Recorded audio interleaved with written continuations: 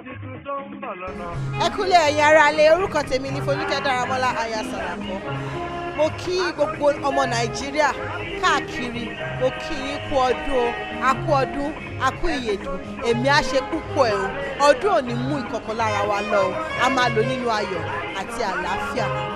Orúkọ mi lẹ́ẹ̀kan sí ni Folúkẹ́ Dáramọ́lá aya Sàràkọ́. Ẹ máa wo Bisi Ologe kẹ́yìn náà lè mọ̀ bó ṣe ń ṣoge.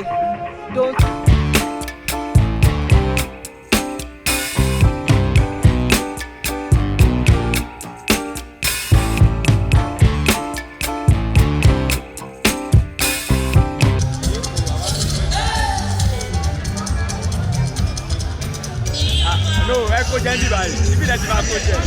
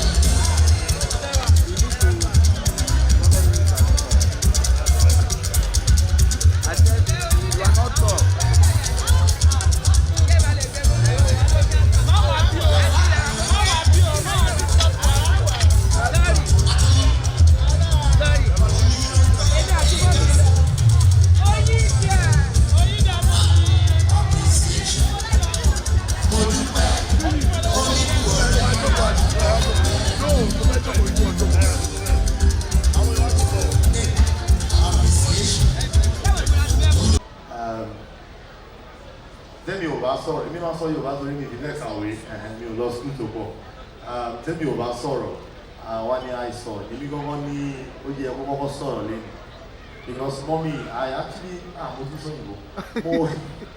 I actually met mommy in the middle of my permit me to use the word struggle, and then from there the rest is history. Bó ti yẹ pé ìdámẹ́wàá mi ò ṣe déédéé ó máa ń mì. Ọ̀sẹ̀ mọ̀ ẹ̀kọ́ dédé rà láti ń bá mi. Mọ́mí owó kí lédè ló wà tẹ́wà ẹlẹ́bí jẹ́ weekend. Àwọn àlejò ká máa fún yín lówó. And then mommy orchestrated a lot of things in my life. This is an avenue to express how grateful I am to mommy and dad. Ishigoma, Ishigosa. Thank you. God bless you. Ṣé mo sọ pé tá bá ti bẹ̀rẹ̀ àní ṣe tán? Ọba kí ọ. Kábíyèsí ní fún yín $500. But pé ọkọ lórí aya mo ti ná.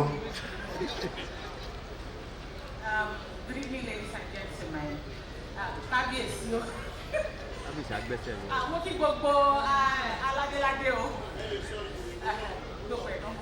Okay, I just want to say a few things about Ìyá Ẹ̀mí, as I usually call you. My own spiritual mother. She's honestly, I don't know what to say. Sometimes I would just text mommy only for me.